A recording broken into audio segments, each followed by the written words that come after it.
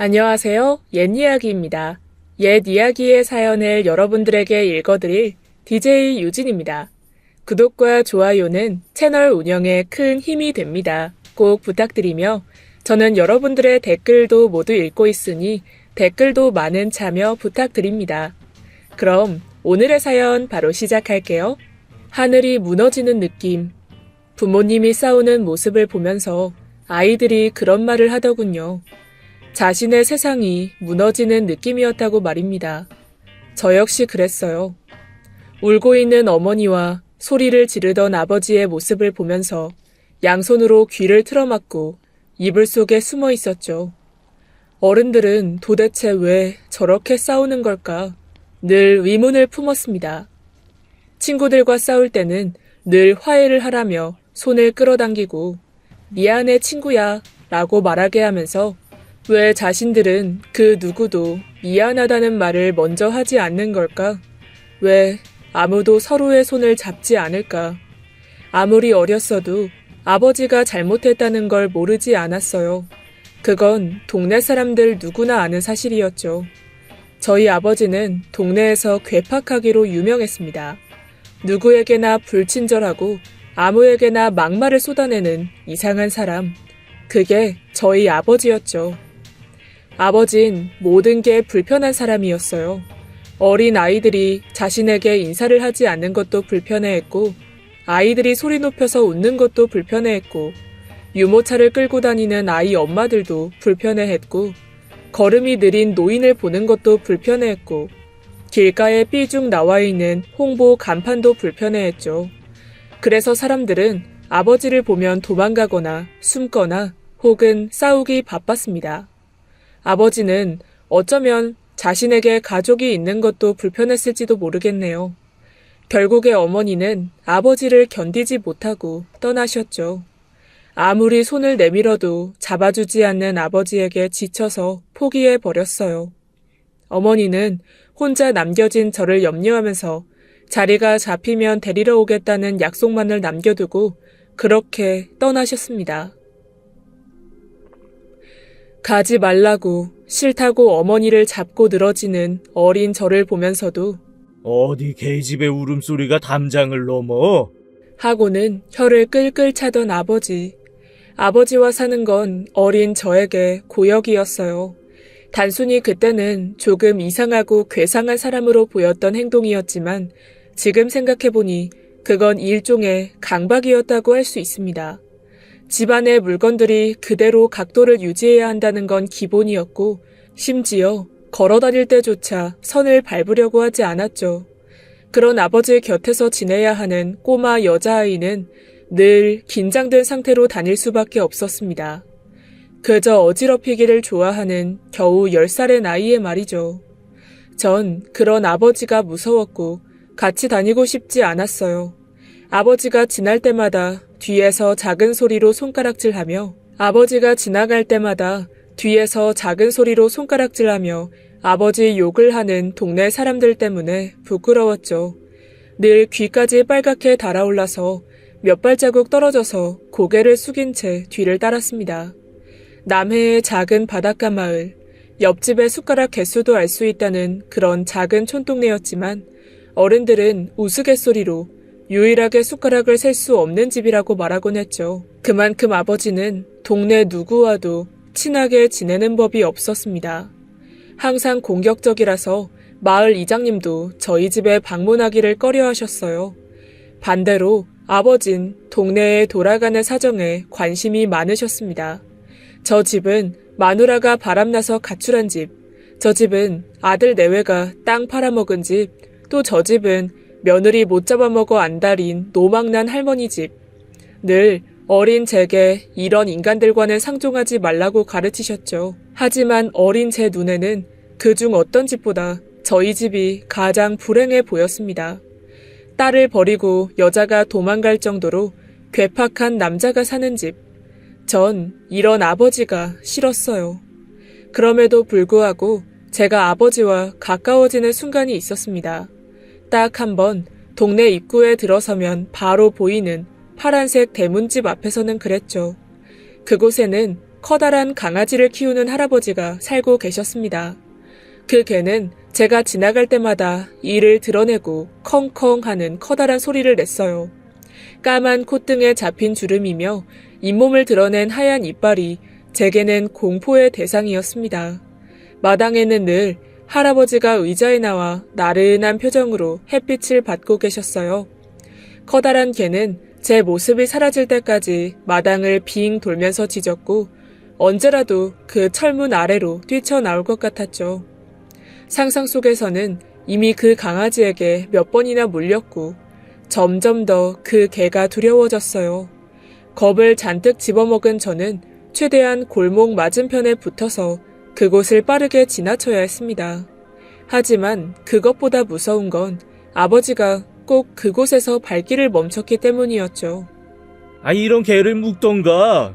이 동네 시끄럽게 짖어서 사람 미치게 하네. 아이고, 미안해요. 녀석이 순한데 털만 날리는 망할개 키우는 사람들은 다 그래. 자기 집 개는 순하다고 하지. 저게 어딜 봐서 순해? 나 지키려고 그러는 거지. 공격은 안 해요. 집 밖으로 절대 나가지도 않고. 정말 그래요. 확 된장 발라버리든가. 망할 놈의 개 때문에 우리 딸이 매번 학교 갈 때 돌아서 간다고. 알아? 연신 죄송하다고 고개를 숙이는 할아버지에게 삿대질까지 하는 아버지. 이에 더 성이 난 개는 아버지를 향해 거칠게 반응했죠. 개의 앞발을 대고 있는 철문이 흔들리는 걸 보면서 제 머릿속은 하얗게 질렸어요. 언제부터 제가 강아지를 무서워했는지는 몰라요. 그저 아주 어릴 때부터 제 눈을 빤히 보는 그 까만 눈동자가 무서웠습니다. 크기가 크고 작고를 떠나서 상관이 없었죠. 전 그냥 동물의 까만 눈이 무서웠어요. 이해하지 못하는 분들이 많으실 텐데 털이 달린 복슬복슬한 동물을 좋아하는 사람들이 뱀을 보고 경악하는 것과 같다고 생각하시면 쉬울 겁니다. 제게는 그 정도 공포를 심어줬죠. 뱀도 강아지도 눈동자는 까마니까요. 그날 이후 할아버지는 제가 지나갈 때마다 강아지의 목을 안고 계셨습니다. 눈이 마주치기라도 하면 할아버지는 미안하다는 듯이 강아지만 쓰다듬으셨죠. 하지만 강아지의 짖음이 멈춰진 건 아니었어요. 또 할아버지가 마당에 나오지 않을 때는 몰래 지나가려다가 철문 밑으로 까만 코가 튀어나오는 걸 보고 놀라서 넘어지기도 했습니다. 무릎에서 피가 철철 흘렀고 할아버지는 이에 놀라서 문을 열고 뛰어나오셨죠. 하지만 저는 겁을 잔뜩 집어먹은 채 열린 문을 바라봤어요. 그런데 으르렁거리던 개가 얌전히 앉아만 있었습니다. 괜찮아. 정말 괜찮다. 집 밖으로는 절대 안 나와. 병원에 갈래? 무릎에서 피 나는데 이를 어째? 괜찮아요. 정말 괜찮아요. 원래는 저렇게 사나운 개가 아니었어. 근데 동네 사람이 쟤를 몰래 데려다가 먹으려고 했는지 두드려 팼지. 그래서 그래. 그때부터 얘가 사람들만 보면 저러고 짖어. 집 밖도 전혀 나가지 않으려고 하고 말이야.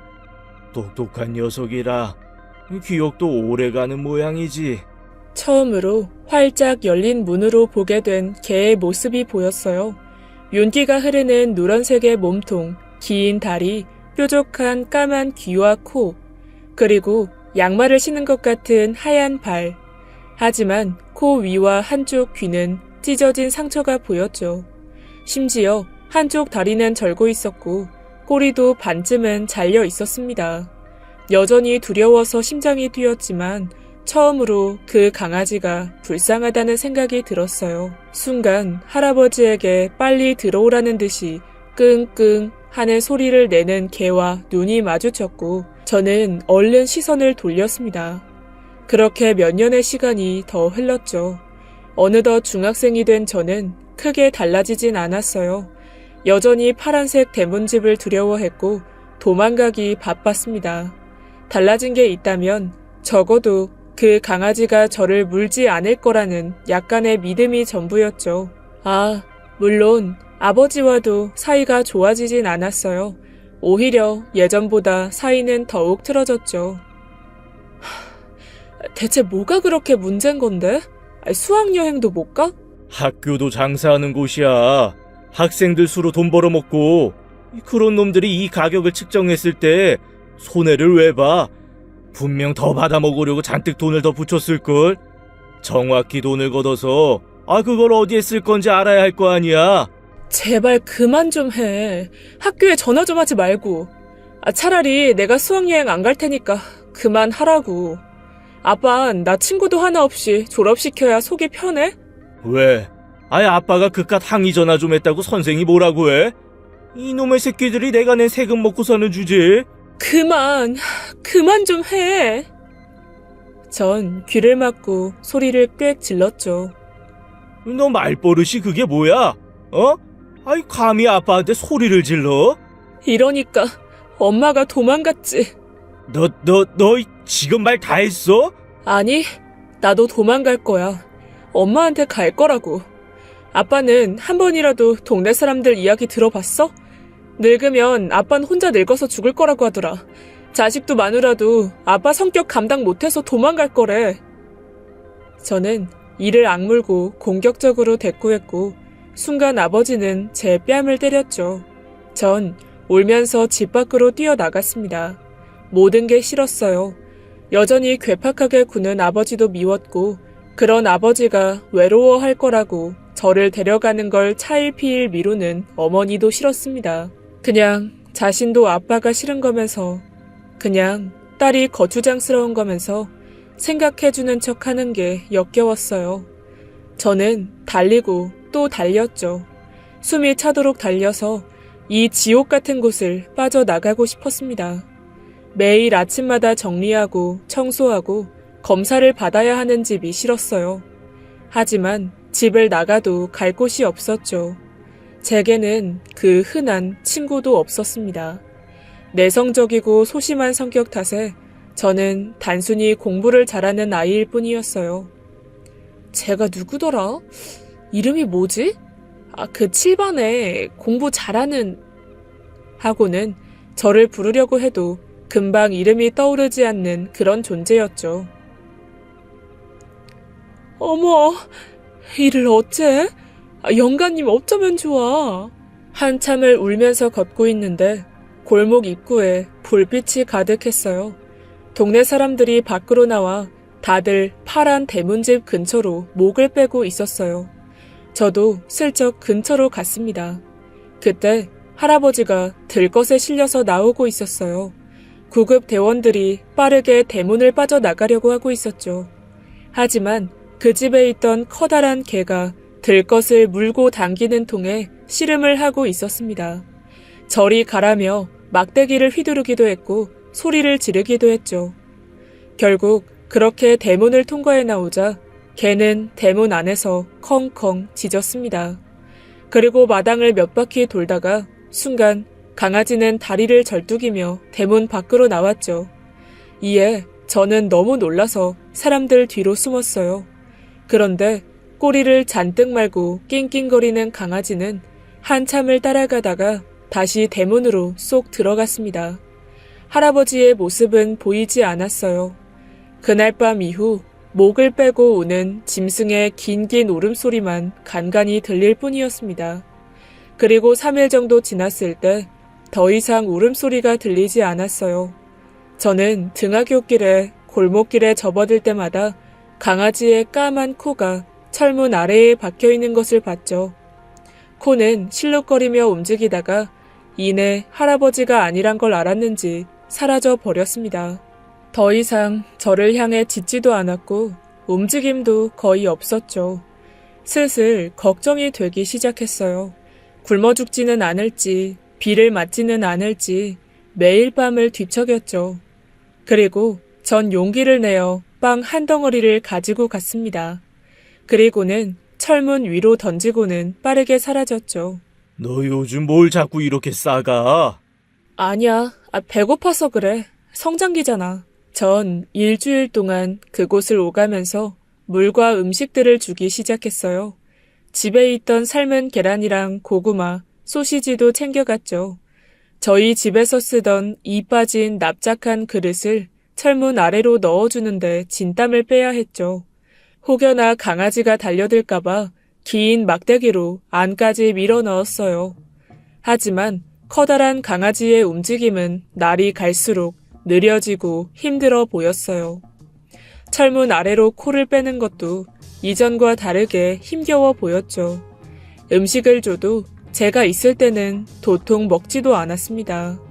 그저 냄새를 몇 번 맡고는 그 옆에서 가만히 누워있을 뿐이었죠. 그래서 전 어떤 책임감을 느꼈던 것 같아요.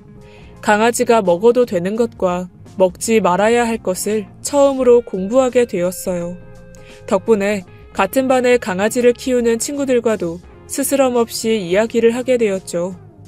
확실히 힘없이 학교에 오고 갔던 이전과는 달랐습니다. 일단 사람이 먹는 음식을 주면 안 된다고 하더라. 소세지도 안 되나? 짜고 맵고 달고 한 건 안 된다고 해. 특히 초콜릿. 정말?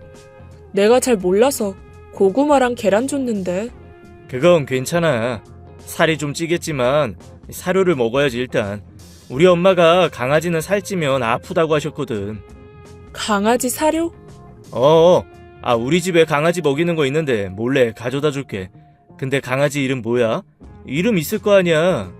그게 우리 집 개가 아니라서 잘 모르겠어. 가장 후회했던 게 그것이었습니다. 이름이라도 물어볼걸. 어쩔 수 없이 저는 그 강아지에게 까미라는 이름을 붙여줬어요. 까만 코 때문에 그렇게 지은 거였죠. 한 달을 꼬박 철문을 사이에 두고 강아지를 돌봤어요. 그러다가 아버지와 심하게 말다툼을 한 어느 날 밤에 난생 처음으로 까미의 콧등을 만지게 되었어요. 부드러운 콧등 사이의 상처, 그리고 촉촉하고 차가운 코, 단순히 한 번의 스침뿐이었는데 숨결이 어찌나 따뜻했던지 제게 큰 위로가 되었습니다. 우연히 맞닿은 것이라 제 의지는 아니었기에 다시 시도해볼 엄두는 나지 않았죠. 그리고 며칠이 더 지난 어느 주말 오후, 까마, 소세지 먹어야지. 평소 같으면 까만 코를 철문 아래로 내밀었을 텐데 아무런 기척이 없더라고요.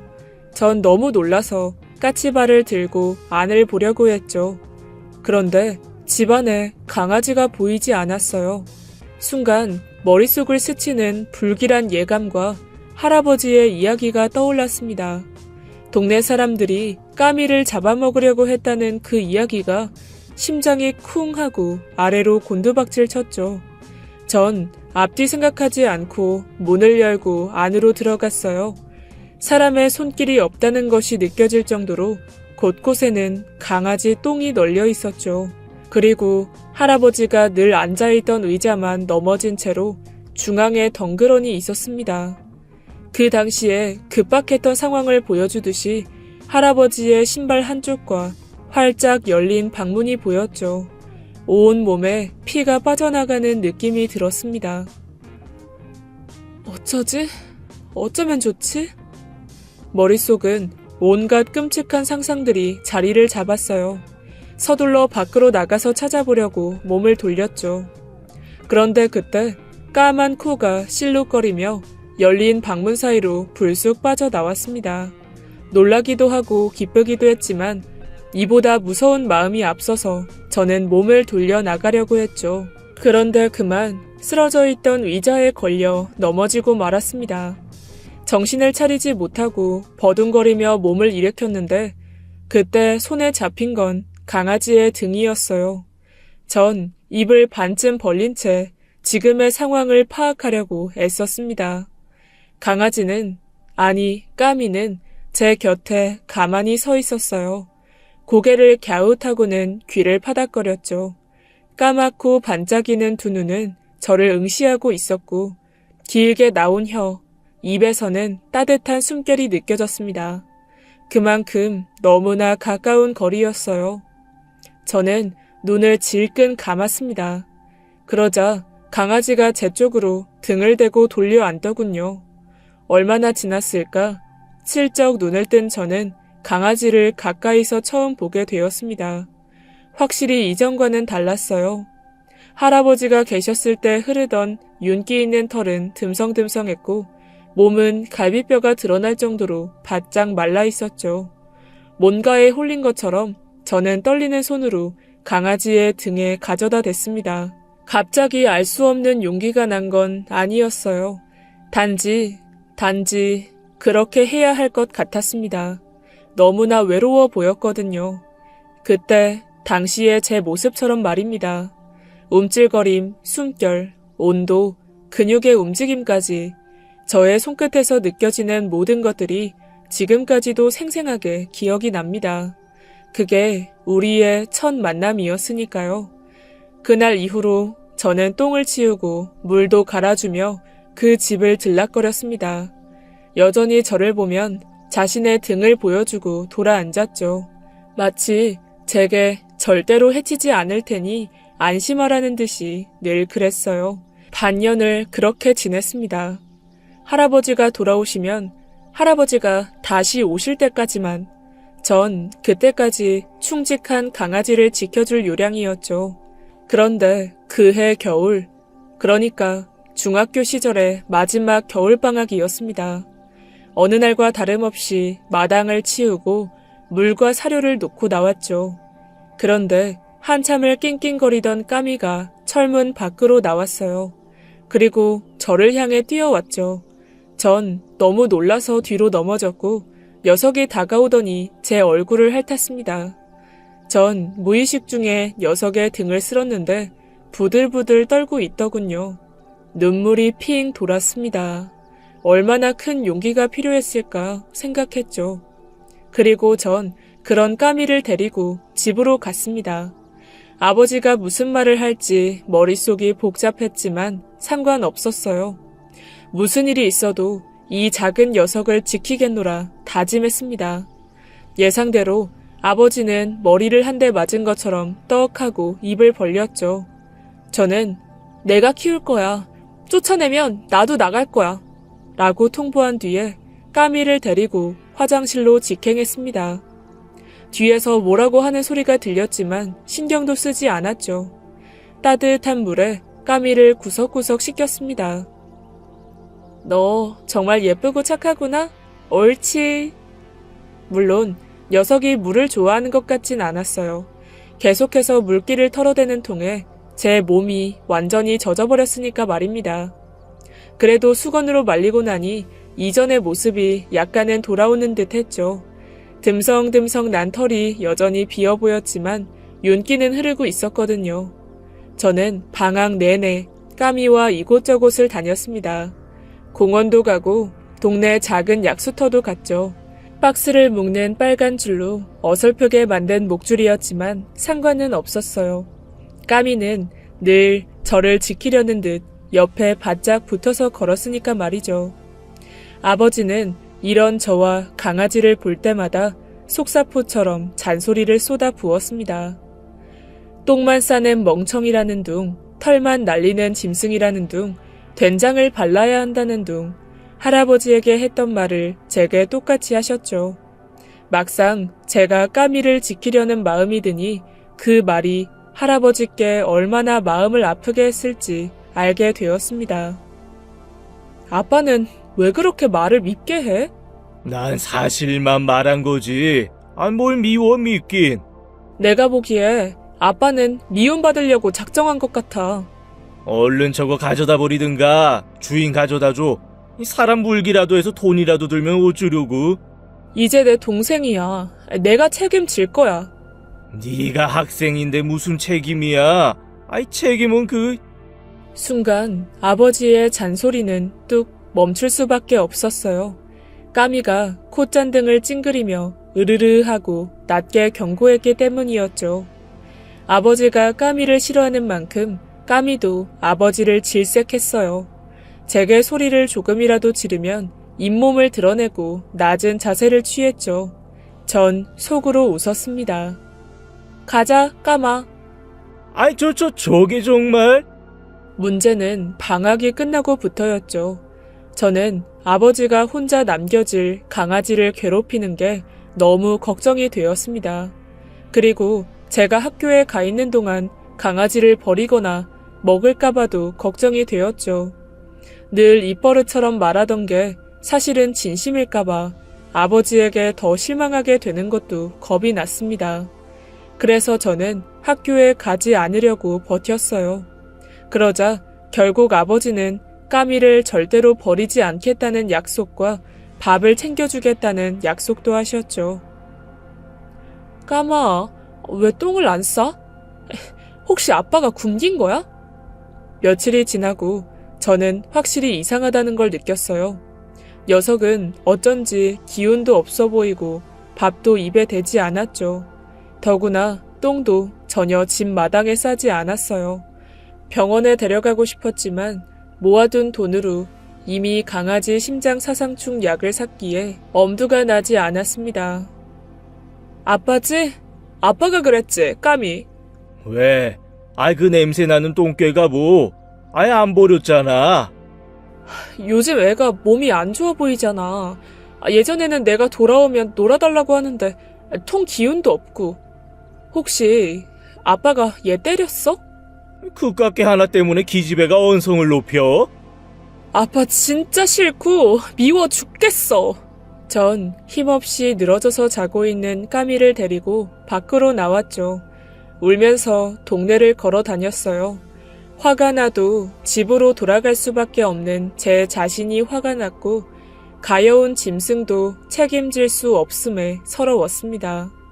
그렇게 한참을 걷고 있는데 동네 사람들이 그물을 펼쳐놓고 손질을 하고 있더라고요. 저는 눈치를 보면서 빙 둘러가려고 뒤로 돌아가려고 했죠. 까미 맞지? 맞네. 아이 그 집 딸 맞잖아, 너구리 아저씨. 저는 걸음을 멈췄습니다. 저희 아버지 이야기였으니까요. 너구리는 아버지의 별명 중에 하나였습니다. 얼굴 생김새가 흡사 괴팍한 너구리와 닮았거든요. 전 삐죽거리며 그 앞으로 갔죠. 그런데 까미가 꼬리를 살랑살랑 흔드는 걸 보고 놀랐습니다. 저희 까미 아세요? 아무래도 그것 때문에 불렀어. 짖어서 그런가요? 혹시 물거나? 아니, 그 순한 애가 뭘 짖기를. 그런 게 아니라 약수터 갈 때 똥 좀 치우라고 하려고. 네? 약수터라니 무슨 말인지. 몰라? 아이 너희 아버지가 매일 아침마다 개 끌고 다니잖아. 하긴 그 사람이 개를 끌고 다닐지 누가 알았겠어. 앉아있던 주민들이 동의하듯이 빵 하고 웃음을 터뜨렸죠. 요 몇 달 하루도 안 빼고 까미 산책을 시키잖아. 언덕은 그렇다고 해도 약수터에 개똥이 너무 많아. 그것만 좀 신경 써서 치워달라고 전해달라고. 저희 아빠가 맞아요? 저희 아빠는 까미 엄청 싫어하시는데. 싫어? 아이고, 야 난 그렇게 유난 떠는 거 처음 봐. 뭐 세상에서 제일 똑똑하다면서 자랑을 하던데 무슨. 그러게. 최근에 성격 많이 바뀌었더라고. 그렇게 불같은 양반이 미안하다고 하질 않나. 맞아요. 걔가 처음에 엄청 짖고 그랬잖아. 근데 요즘에는 또 저렇게 말을 잘 들어. 개를 키우면서 눈치라는 걸 보는 거지. 맨날 그렇게 시비만 걸다가 자기가 걸리니까. 이 양반이 애 앞에서 왜 그런 말을 해요? 난 좋은 의미지. 사람이 좀 유해졌어. 뭐 이런. 머리가 멍했습니다. 이야기를 듣고 보니 최근 까미의 행동이 왜 달라졌는지 짐작이 갔죠. 여기저기 아버지와 오래 산책을 하다 보니 부쩍 잠이 늘고 저에게 놀아달라고 보채지 않기 시작한 거였어요. 여기에 아버지와 제가 언성을 높이며 싸울 때 더 이상 아버지를 향해 이를 드러내는 일도 없었죠.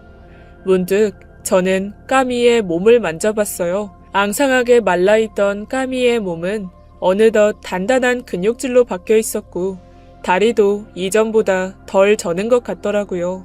심지어 얼룩이 져 있는 것 같은 빠진 털도 모두 자라서 반질반질 윤이 났죠. 그런 거였어? 네가 말을 못해? 아니, 내가 못 알아들으니까 몰랐잖아, 바보야. 저는 까미를 꼭 끌어안았습니다. 그리고 집으로 들어가니 아버지는 까미 집안에 이불을 쑤셔놓고 계셨죠. 전 괜히 미안해서 볼멘 소리로 동네 사람들의 이야기를 전했어요. 그래, 아이 치우면 되지 뭘. 아이 그런 걸 애를 잡고 말해. 아버지는 민망하신지 동네 사람들 욕을 하면서도 헛기침을 하셨어요. 산책은 언제부터 나갔대? 산책은 무슨, 또 똥개가 하도 똥을 싸고 냄새나고, 아이 그래서 밖에서만 싸라고 했지. 딱 하루 그랬는데 애가 좀 영리한지 집에서는 똥을 안 싸서.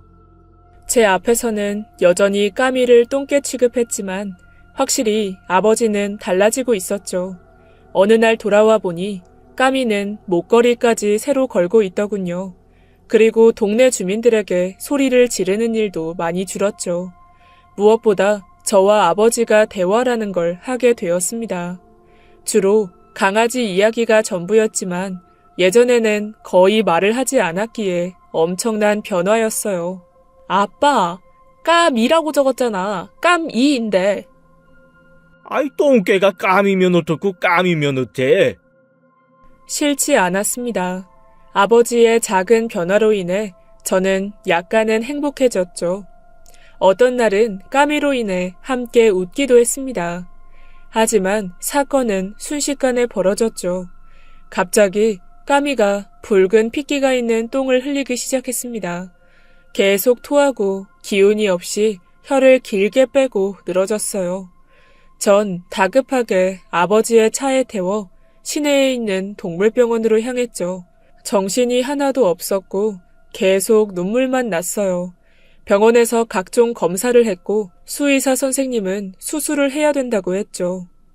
확실하진 않은데 날카로운 뼈로 보여요. 닭뼈가 이런 형태로 잘리죠. 혹시... 네, 아이 닭고기 먹였어요 제가요. 수술 들어가야 해요. 바로요.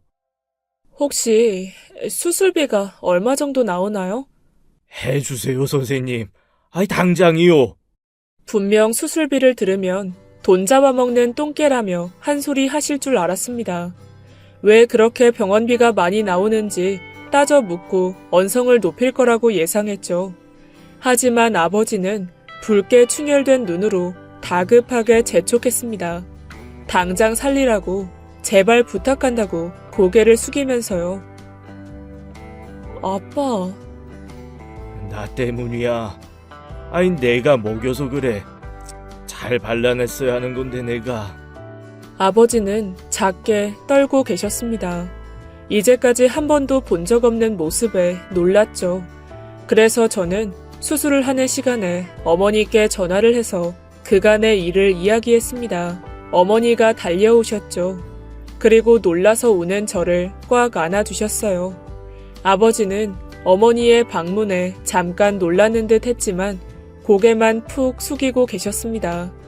어머니는 그런 아버지의 어깨를 툭툭 두들겨 주었죠. 전 그런 아버지를 남겨두고 어머니와 병원 밖에 벤치에 앉았습니다. 너도 너희 아빠도 많이 놀랐겠구나. 그 사람이 개를 키울 줄은 몰랐네. 그러게, 아빠는 강아지 안 좋아하셨으니까. 무슨 소리야? 너희 아빠 강아지 엄청 좋아해. 먹는 거? 너도 참. 아빠가 언제 그런 거 드시든? 그야 그렇긴 하지. 일부러 그러시는 거야. 정 안 주려고.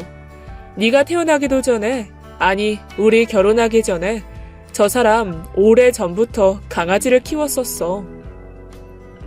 진짜로? 아빠가 강아지를 키웠다고? 그래, 푸들이었는데 14살인가? 그때 죽었지. 그때 너희 아빠가 얼마나 많이 울었는지 몰라. 나도 그렇고 그 슬픔에 그 강아지가 낳은 새끼를 보러 갔어. 동네 사람들이 달라고 해서 나눠줬거든. 이어지는 어머니의 이야기는 충격적이었어요. 총 3마리의 입양간 강아지 모두가 없었다고 했죠. 잃어버렸다, 다른 사람을 줬다, 죽었다면서 둘러댔지만 그들 모두가 잡아먹었다는 확신을 하게 되었답니다. 그 뒤로 아버지는 온 동네 사람들에게 분풀이를 계속했다고 했죠. 매일 욕하고 시비를 걸었던 그 사람들이 바로 그들이었던 겁니다. 그래서 내가 말했잖아. 나도 힘들어서 이혼했지만 너희 아빠 좋은 사람이라고. 그리고 혼자 있으면 나도 불안해서 그 정도로 여린 사람이라고 말이야. 전 바보처럼 아무것도 몰랐죠. 모두를 불편하게 생각했던 아버지는 가족을 잃은 슬픔을 토해내고 있었다는 걸 말입니다. 다행히 수술이 무사히 끝났고 얼마간의 입원 끝에 까미는 저희 집으로 돌아왔어요. 그리고 그때는 어머니도 함께였습니다. 며칠을 울기만 하는 바보 같은 아버지의 모습에 어머니가 못 이기는 척 돌아오신 거였죠. 너무 행복했어요. 마침내 완벽한 가족처럼 보였습니다. 아버지는 자신이 까미를 좋아한다는 사실을 인정하셨고 그 뒤부터는 제 앞에서도 팔불출 같은 강아지 자랑을 숨기지 않으셨어요. 아니, 내가 선을 안 밟고 가는데 이 녀석이 그런다니까. 거기에 똥도 가리고 오줌도 가리고. 아이, 천재야, 천재. 언제는 된장을 바른다더니 너무 잔인하네. 당신 정말 그런 말을 했어? 아이, 그야. 된장 넣고 푹 끓인 돼지고기 주겠다는 말이지. 이 모든 게 강아지 한 마리로 비롯된 거였습니다. 제가 그 녀석을 봐주지 않았다면 저희 가족은 완전히 등을 돌렸을 테니까 말이죠. 웃음이 끊어지지 않았어요. 그 녀석의 애교를 보는 것만으로도 밤새도록 이야기를 나눌 수 있을 정도였죠. 하지만 그 행복은 그렇게 오래가지 않았습니다. 아침에 일어났을 때 아버지는 깨어나 마당으로 가려던 제 손을 잡고 눈을 가렸어요. 그냥 들어가라고, 보지 말라고 작게 속삭이는 목소리에 제 심장이 빠르게 뛰었죠. 불길함에 저는 손을 내리고 맨발로 마당으로 뛰어나갔습니다. 저는 개 집 앞에 멈춰섰죠. 작은 나무 조각들이 어지럽게 널브러져 있었어요. 까미는 집 바로 옆에 누워 있었습니다. 그 주변에 흩뿌려진 선명한 빨강은 꽃잎이 아니었어요. 눈은 타들어갈 것처럼 아팠고 숨을 쉬는 법도 잊어버린 것처럼 헐떡거렸죠.